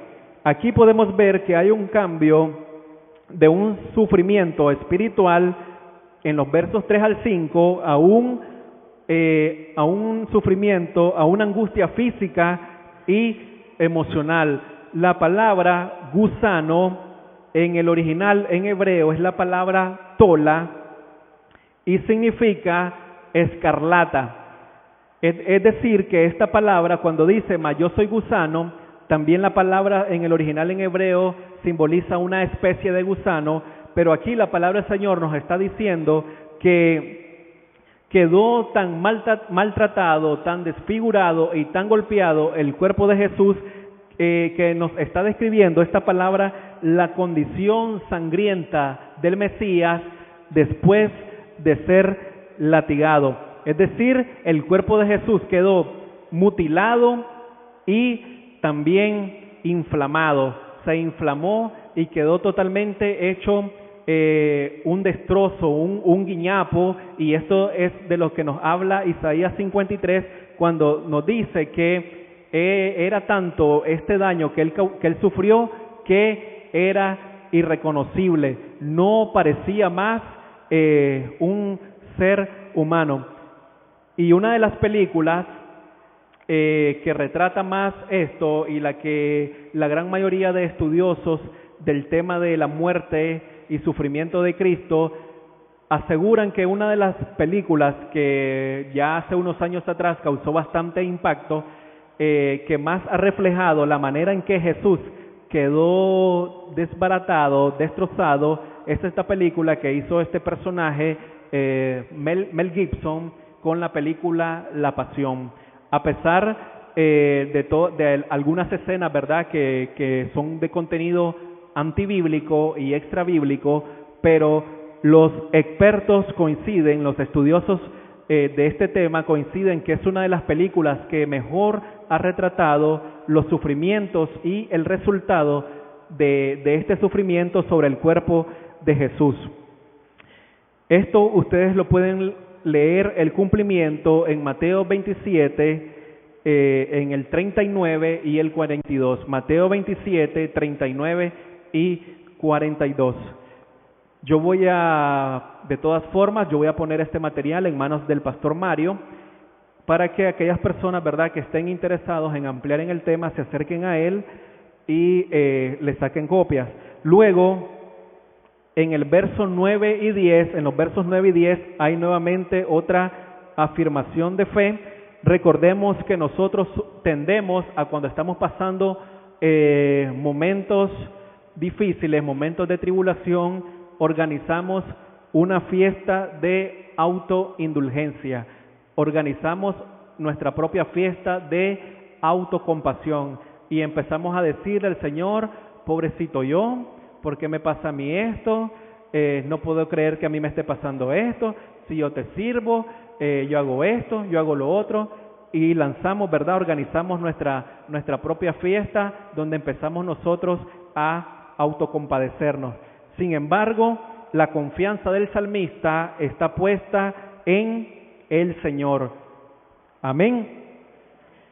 Y podemos ver ejemplos claros de esto en el apóstol Pablo. Pablo estaba prisionero cuando escribe la carta a los Filipenses. Fue una de las últimas cartas que escribe el apóstol Pablo. Estaba en prisión, estaba esperando ser ejecutado en Roma y dice: regocijaos en el Señor siempre. Otra vez os digo, regocijaos. Y luego también el profeta Jeremías en el libro de Lamentaciones dice en el capítulo 3 del 21 al 24, ¿verdad?, que las misericordias del Señor son nuevas cada mañana. Y de esto predicaba este domingo pasado el pastor Mario, ¿verdad?, acerca de la fidelidad de Dios para con su pueblo en medio de las circunstancias difíciles. Lamentaciones de Jeremías 3 del 21 al 24. Luego el verso 11: no te alejes de mí porque la angustia está cerca, porque no hay quien ayude. Tal como mencionaban las 34 profecías que ya les leí, todos los discípulos de Jesús lo abandonaron, ¿verdad? Todos lo dejaron, y como decía la profecía en Zacarías: heriré al pastor y las ovejas serán esparcidas. Y esto es justamente lo que hace Satanás contra las iglesias. Lanza sus ataques contra aquellos pastores que están siendo fieles a Dios, porque saben que si van contra el pastor, las ovejas se dispersan. Y podemos ver también esa misma condición en el estado actual de liderazgo espiritual de la iglesia evangélica en nuestro país.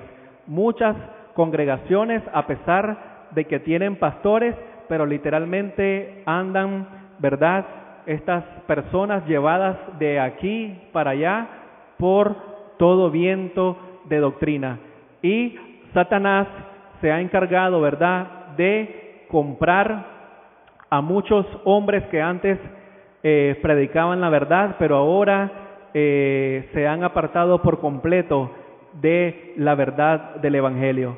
Justamente antes que iniciara este culto, hablaba con el pastor Mario y le preguntaba acerca de un pastor que radica en Estados Unidos, y me decía: no, ya este hermano literalmente apostató, ya esta persona, ¿verdad?, ya no es hermano, no le podemos decir hermano a una persona que ha apostatado.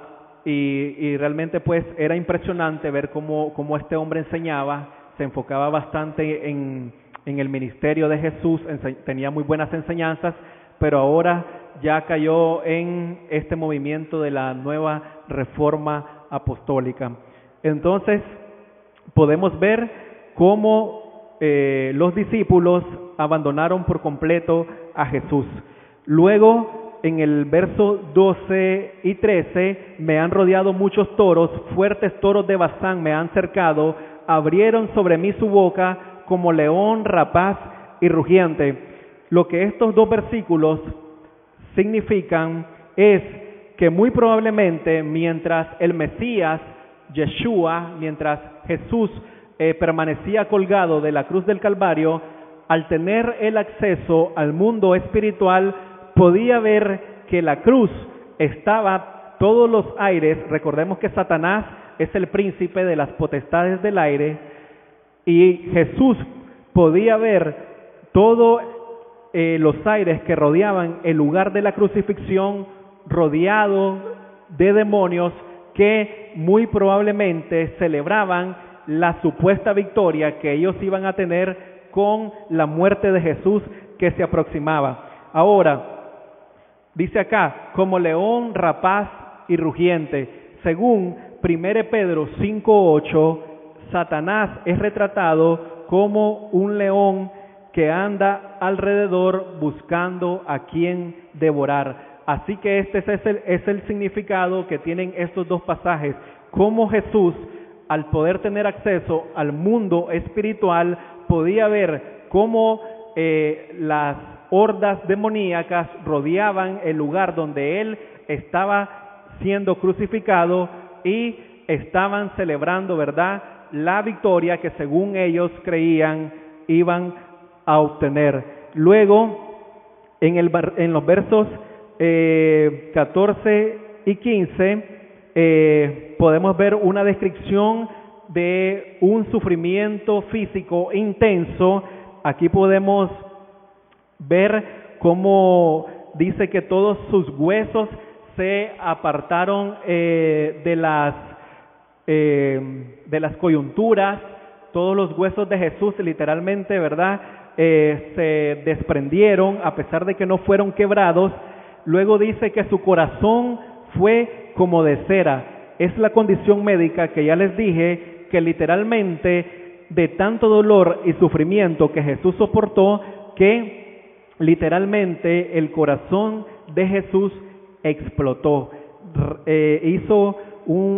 reventó internamente, y fue, ¿verdad?, algo que aquí el salmista nos lo dice: mi corazón fue como cera derritiéndose en medio de mis entrañas. Este sufrimiento que por medio del Espíritu Santo el salmista deja registrado, el cumplimiento ocurrió en Marcos 15, del 15 al 17 y también el 19, y en Juan 19, versos 28 al 29. Luego, en el verso 16, dice: porque perros me han rodeado, me han cercado cuadrilla de malignos, horadaron mis manos y mis pies.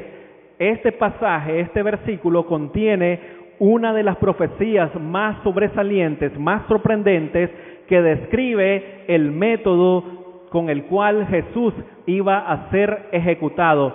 Déjenme recordarles que el Salmo 22 fue escrito 1000 años antes que Jesús naciera, y el Salmo 22 fue escrito 700 años antes que los romanos refinaran la crucifixión como método de ejecución. Cuando en la época en la que el salmista escribe el Salmo 22, el método de ejecución era morir apedreado. Y según lo que miramos en el registro bíblico, cuando le llevan a Jesús, ¿recuerdan cuando le llevan a Jesús la mujer adúltera? Y la ley de Moisés, decía que el adúltero, ¿verdad?, tenía que ser apedreado. Entonces, en la época de Jesús todavía estaba vigente ese método, pero había ocurrido algo.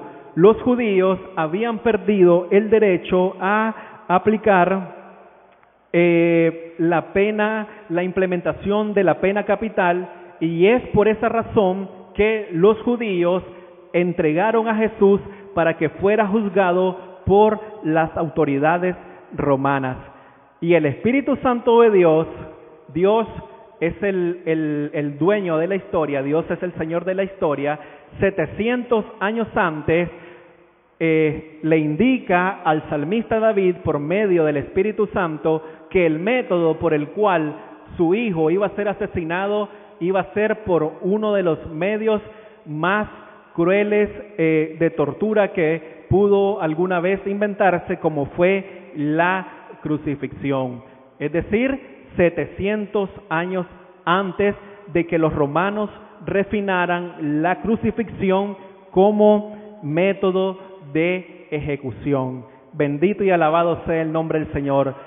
Y déjenme decirles algo, por si ustedes no lo saben, que ahorita el grupo Estado Islámico que está desolando todo el Medio Oriente, ya varios grupos terroristas han jurado lealtad a este grupo, el Estado Islámico, que surge de lo que era Al-Qaeda en Irak. Este grupo está ejecutando a los cristianos por medio de crucifixiones. Así que, amados hermanos, consideremos un enorme privilegio el hecho de que podamos venir a este lugar o asistir a una iglesia y congregarnos públicamente, que podamos expresar nuestra fe públicamente, también que podamos ir por las calles cargando este libro sin que nadie nos agarre y nos corte en el cuello de repente. Considerémoslo un enorme privilegio y una gran responsabilidad también. No demos la libertad que hoy gozamos, no demos por sentada la libertad que aún hoy gozamos en nuestro país, porque antes de que el Señor venga, quizás podríamos enfrentarnos, ¿verdad?, a tiempos de persecución. Recordemos que es a través de la persecución y el sufrimiento que la iglesia del Señor es refinada, porque cuando hay que estar verdaderamente en el fragor del combate, en medio de la persecución, es que se prueba quién es oro, ¿verdad?, y quién es hojarasca o madera. Muy bien, entonces en el verso 16 queda registrado el método de ejecución. Y lo que dice ahí el Señor: horadaron mis manos y mis pies. El cuerpo glorificado de Jesús llevará por siempre en su cuerpo, en sus tobillos y en su costado, las marcas de todo lo que Él tuvo que sufrir para que nosotros pudiéramos ser redimidos. Luego, verso 17 y 18, hay un comentario final sobre el sufrimiento que está atravesando el Mesías, cuando dice: contar puedo todos mis huesos. ¿Saben qué está diciendo ahí el profeta? Está diciendo que cuando, producto de los latigazos, y quizás ustedes ya vieron esta película, cuando el que estaba torturando a Jesús retiraba el látigo, este látigo tenía en las puntas unas como uñas, unas garras, que literalmente se traían toda la carne, arrancaban toda la carne del cuerpo de Jesús. Y cuando el salmista está diciendo acá, contar puedo todos mis huesos, Él está colgado en la cruz, está clavado a la cruz, y literalmente los huesos de sus costillas están expuestos.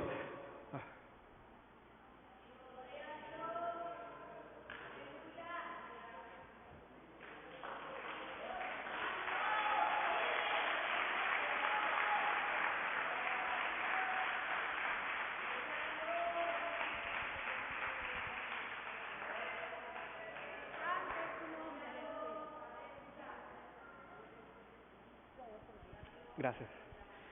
Jesús está colgado en la cruz.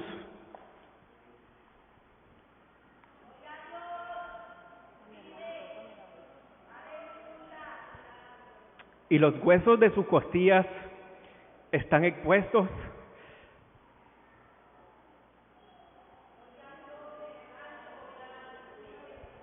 Mientras se está ahogando, no puede respirar.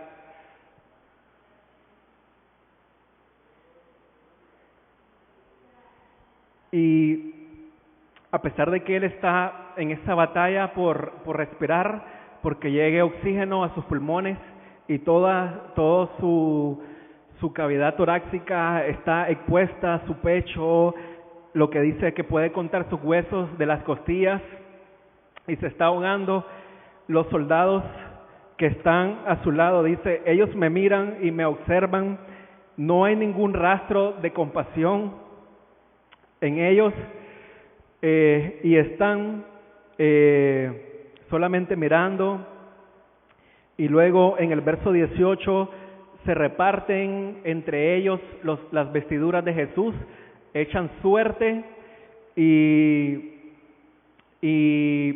no muestran ningún sentido de compasión hacia lo que Jesús está pasando en ese momento. Eso ustedes lo pueden leer en Mateo 27:35.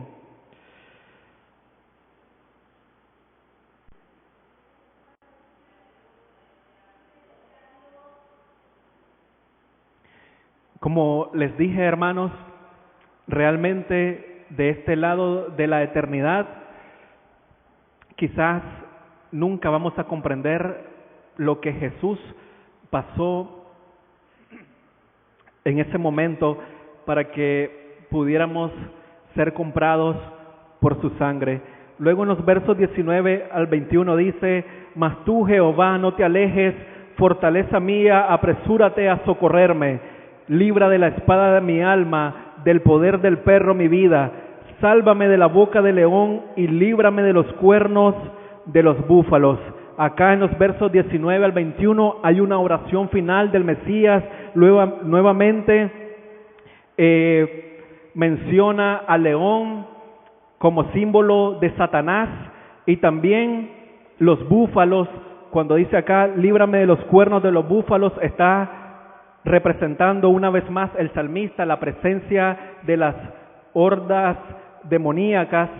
Ahora bien, ningún evangelio registra esta oración hecha entre el Salmo 19 al 21. Ningún evangelio registra que Jesús haya pronunciado esta oración en la cruz, pero muy probablemente Jesús lo hizo en silencio o lo hizo como un susurro. Lo hizo quizás solamente moviendo sus labios o quizás de una manera que nadie más podía escuchar, a manera de un susurro muy callado. Y acá Jesús, el Mesías, sabe que su Padre está cerca, pero parece distante porque sabe muy bien que el Padre no puede soportar la presencia que el Hijo debe llevar por la salvación de la humanidad. Luego, amados hermanos, entre el verso 21 y el 22 ocurre el milagro más grande que la historia haya registrado, y ese es la resurrección del Mesías. Esto es algo que está inferido en este capítulo 22 del Salmo. En los capítulos 22 al 25 dice, anunciaré tu nombre a mis hermanos, en medio de la congregación te alabaré, los que teméis a Jehová, alabadle, glorificadle, descendencia toda de Jacob, y temedle vosotros, descendencia toda de Israel. Hoy en día, cuando llegan los cristianos a ver el jardín de la tumba en Jerusalén, encuentran una inscripción en una puerta de madera que dice, ya no está acá, pues ha resucitado. Fue lo mismo que le preguntaron los ángeles a las mujeres y le dijeron, ¿por qué buscáis entre los muertos al que vive? No está aquí, sino que ha resucitado Bendito y alabado sea el nombre del Señor.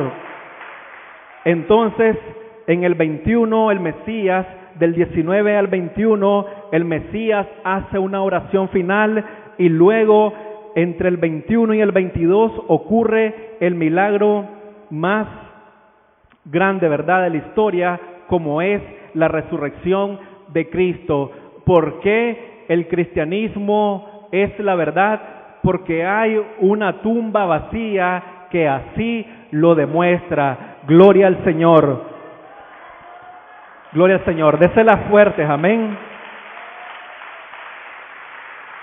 Y si ustedes se regresan rápidamente al Salmo 16:10, es allí donde está registrada en el Antiguo Testamento uno de los pasajes más contundentes acerca de la resurrección de Jesús, y dice: porque no dejarás mi alma en el Seol, ni permitirás que tu santo vea corrupción. Ustedes pueden ver el cumplimiento de este pasaje en Mateo 17, en los versos 22 y 23, y pueden ver cómo Lucas registra el cumplimiento en el capítulo 24, en los versos 1 al 7. Muy bien, ahora quiero mencionarle, ya para ir concluyendo, las 3 bendiciones que este pasaje muestra acerca de la pasión. Y son los últimos 6 pasajes los que nos muestran las consecuencias gloriosas de la cruz del Calvario, o mejor dicho, por el que murió en la cruz del Calvario. La primera es salvación para todos los que ponen su fe en Jesús. Esto lo podemos ver en el verso 26. Comerán los humildes y serán saciados, alabarán a Jehová los que le buscan, vivirá vuestro corazón para siempre. Luego, el segundo resultado, la segunda bendición de la pasión es la obediencia que Jesús tuvo resultará en su glorificación ante todas las naciones de la tierra cuando Jesús regrese a reinar sobre el mundo entero. El verso 27 y el 28 dicen: se acordarán y se volverán a Jehová todos los confines de la tierra, y todas las familias de las naciones adorarán delante de ti, porque de Jehová es el reino y él regirá las naciones. Cuando usted lee el Salmo 2 y dice que el ungido de Jehová gobernará el mundo con una vara de hierro, está hablando el pasaje acerca del reino milenial. Y cuando está hablando aquí la Biblia y dice: se acordarán y se volverán a Jehová. Este Jehová que está mencionando el pasaje no es otro más que Jesús, quien estará gobernando física, visible y literalmente desde Jerusalén. Gloria al Señor. Y todas las naciones de la tierra tendrán que ir a Jerusalén durante las fiestas de los tabernáculos y tendrán que adorar al Rey. Y saben una cosa más, durante el milenio los sacrificios de cordero seguirán realizándose en el templo que describe el profeta Ezequiel a partir del capítulo 40. ¿Saben por qué? Porque en el Antiguo Testamento los sacrificios de corderos apuntaban hacia el futuro, hacia el cordero sufriente que una vez iba a venir a ser el sustituto de la humanidad, el cordero de Pascua sin mancha ni arruga que iba a morir en sustitución de todos y cada uno de nosotros. Entonces, durante el Antiguo Testamento, el sacrificio de animales apuntaba hacia el futuro, hacia el sacrificio de la cruz. Pero durante el milenio, cuando sigan naciendo personas en carne y hueso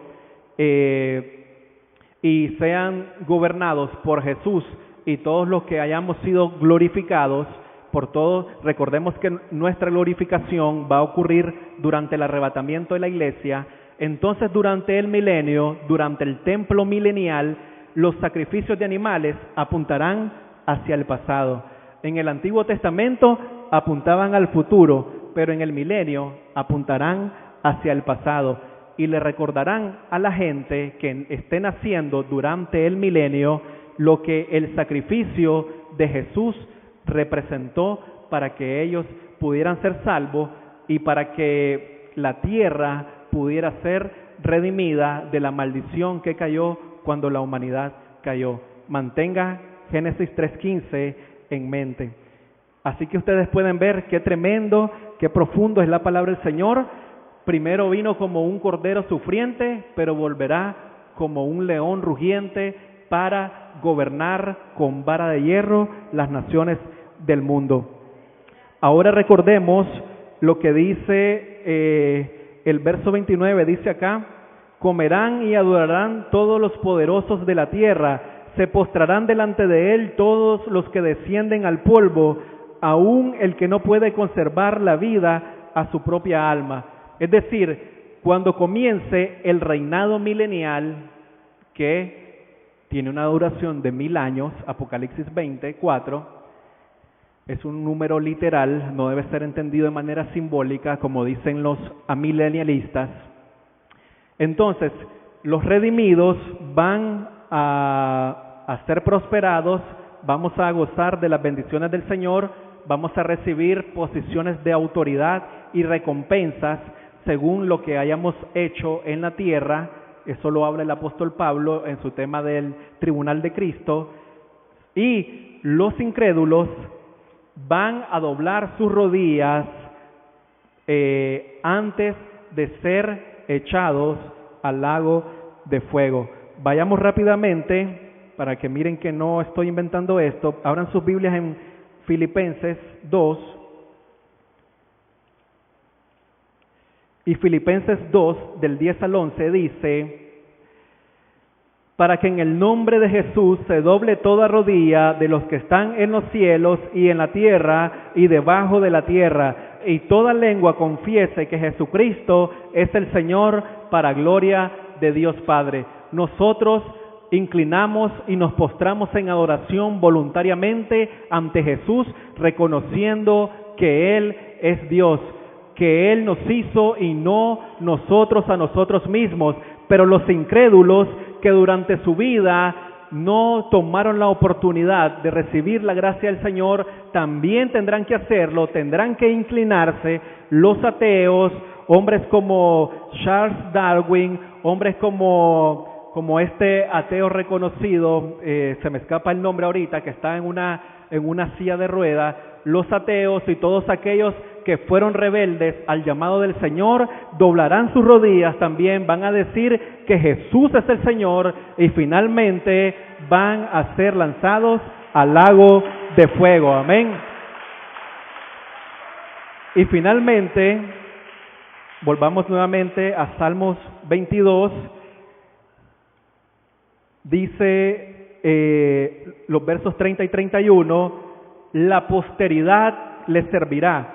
Esto será contado de Jehová hasta la postrera generación. Estamos hablando siempre de Jesús. Jesús es Jehová. Dígale usted a un testigo de Jehová que llegue a su casa y dígale, Jesús también es Jehová, y va a ver lo que va a pasar. Los va a sacar más rapidito que cucaracha fumigada. Esto será contado de Jehová hasta la postrera generación. Vendrán y anunciarán su justicia a pueblo no nacido aún, anunciarán que Él hizo esto. Vamos a ver ahorita una declaración contundente que hay en estos dos últimos versículos. Durante el milenio, los redimidos vamos a tener cuerpos glorificados que vamos a recibir durante este evento en un abrir y cerrar de ojos. 1 Tesalonicenses 4, del 13 al 18. Vamos a enseñarles a los que estén naciendo durante ese momento acerca de la justicia de Jesús y de la suficiencia del sacrificio de Cristo en la cruz. Es decir, cuando esté iniciando el reinado milenial, al final de la gran tribulación, las personas que van a entrar al milenio son solamente salvos, gentiles, y el remanente de Israel van a ser reunidos de toda la tierra por los ángeles, Mateo 25, pero estas personas no van a tener cuerpos glorificados, van a seguir teniendo estos mismos cuerpos y van a seguir procreando. Al haber sido renovada la tierra, al ser levantada la maldición, los lapsos de vida van a ser de varios cientos de años. Por eso es que usted lee en Isaías que dice, y el pecador de 100 años será maldito.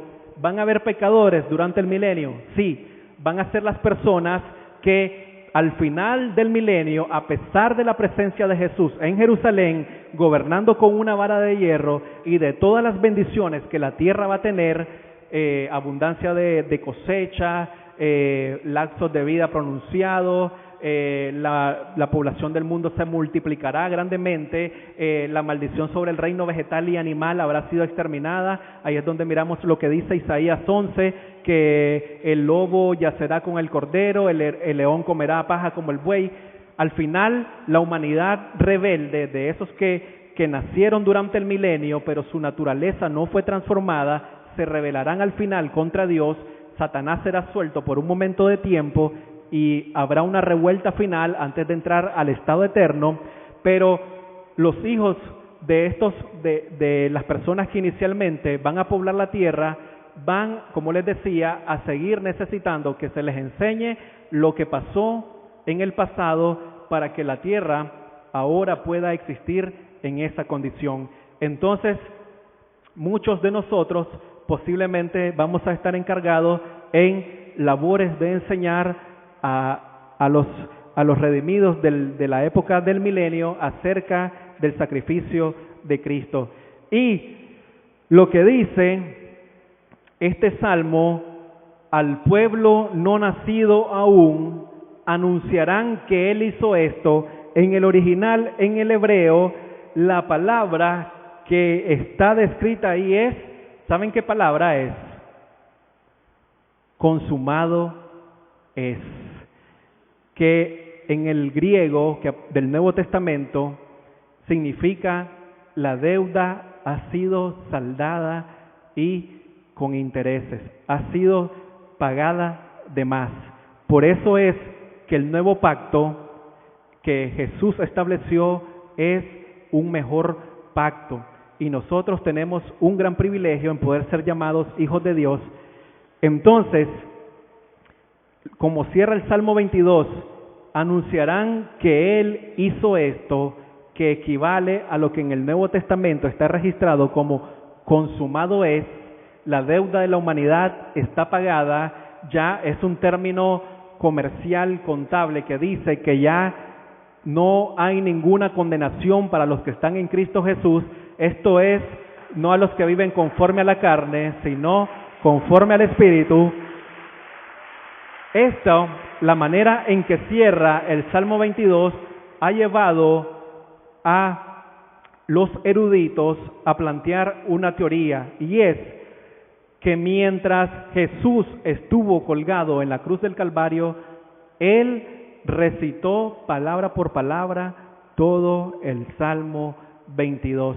Y esto nos lleva a una simple e inevitable conclusión: Jesús es Dios en la carne.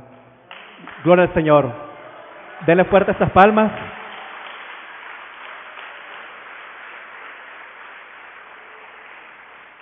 Y concluyo con esto. Les voy a pedir a los hermanos del Ministerio de Alabanza que pasen, por favor, para que tengamos un momento de una alabanza de adoración.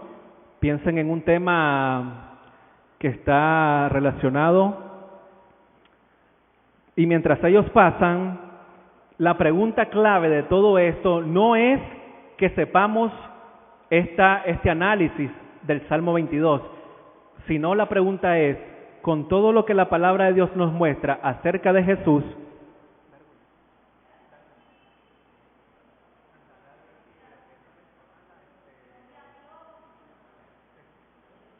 muy bien, y la pregunta es, con todo esto que tú ya vistes acá en este salmo, con la pregunta que los voy a dejar es, ¿quién es Jesús para ti? Y es una pregunta que cada uno de ustedes deben responder por sí mismos. Pónganse de pie, les voy a pedir a nuestros hermanos que nos dirijan con una alabanza de oración y luego vamos a hacer una oración de agradecimiento para que luego quede la hermana que estaba presidiendo. Gracias por su atención.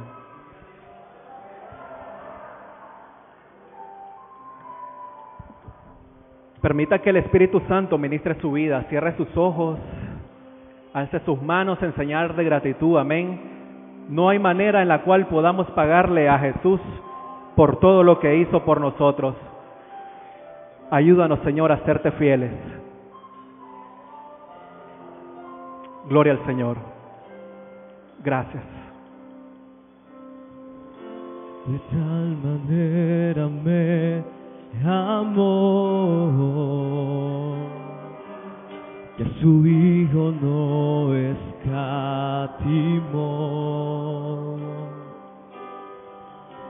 Hasta el final Él se entregó y a la muerte fue porque me amó. De tal manera me amó y no hay forma que poder pagar el precio de su grande amor. Pero toda mi alma quiero dar por su amor, yo viviré y de su amor proclamaré.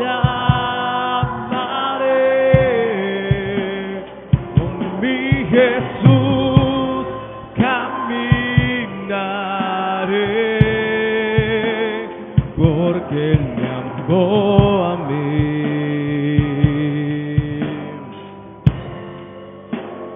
Le seguiré.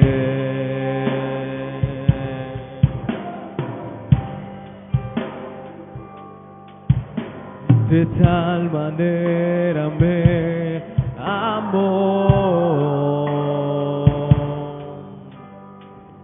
ganó esta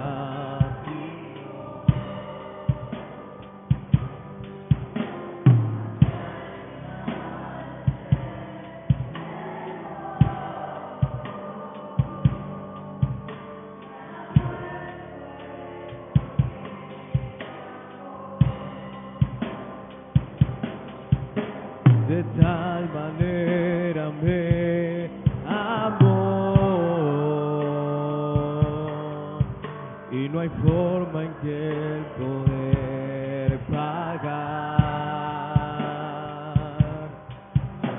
el precio de su grande amor.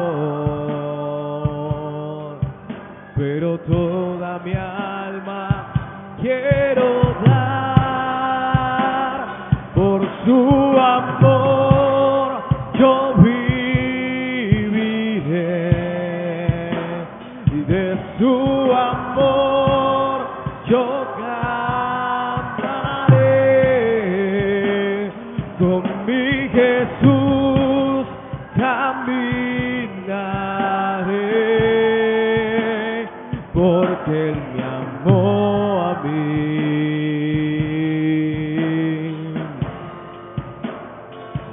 Su amor, oh, viviré,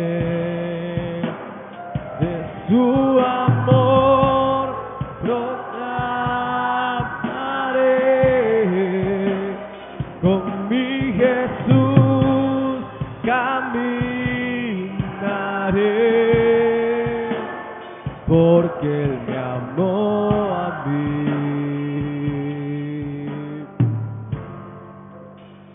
Le seguiré.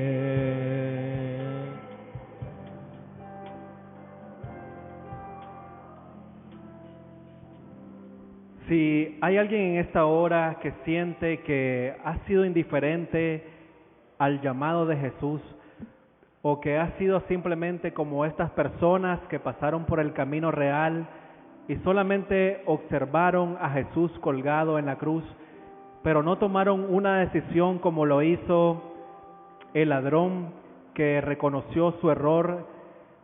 Le voy a pedir que pase en esta hora, ¿verdad? Si hay alguna persona que siente que también ha estado observando todo a la distancia, o si ha sido como los discípulos de Cristo que a la hora en que llegó el momento difícil para su maestro, lo abandonaron, puede pasar en esta hora también. Sí, gloria a Dios. Gloria al Señor. El Espíritu Santo de Dios ha hablado a nuestras vidas. Pidámosle al Señor que nos ayude a ser diferentes, amén. Que el sacrificio de Cristo no sea en vano en nuestras vidas y que nos ayude en virtud de su pronta venida por nosotros a vivir vidas que sean dignas de sus hijos, de personas que son embajadoras de Cristo, amén. Reflejemos en nuestras vidas la luz del Evangelio y que las demás personas puedan ver a Jesús reflejado en nuestros actos y nuestras palabras también. Antes de dejar este lugar a la hermana que estaba dirigiendo, les voy a pedir que inclinen su rostro y vamos a dar gracias a Dios por la palabra que Él nos ha dado en esta tarde. Padre bueno y misericordioso, en el nombre de Jesús te damos la honra y la gloria en esta hora. Señor, reconocemos que no podremos pagarte todo el sacrificio que tu Hijo hizo en la cruz del Calvario. Hemos visto a través del registro de tu palabra, Señor, en el Salmo 22, toda la agonía, angustia, sufrimiento que tu Hijo amado tuvo que atravesar, oh Dios, para poder redimirnos. Fue un sacrificio aceptable ante tus ojos, de tal manera que al tercer día tú lo resucitaste, Señor. Hoy esa tumba está vacía y por medio de ese sacrificio tenemos libre acceso ante el trono de tu gracia. Padre, ayúdanos cada día mientras tu Hijo regresa por nosotros a negarnos a nosotros mismos, a tomar nuestra cruz a cuestas y a seguir las pisadas de tu Hijo. Ayúdanos, Padre, a vivir en santidad, en rectitud e integridad.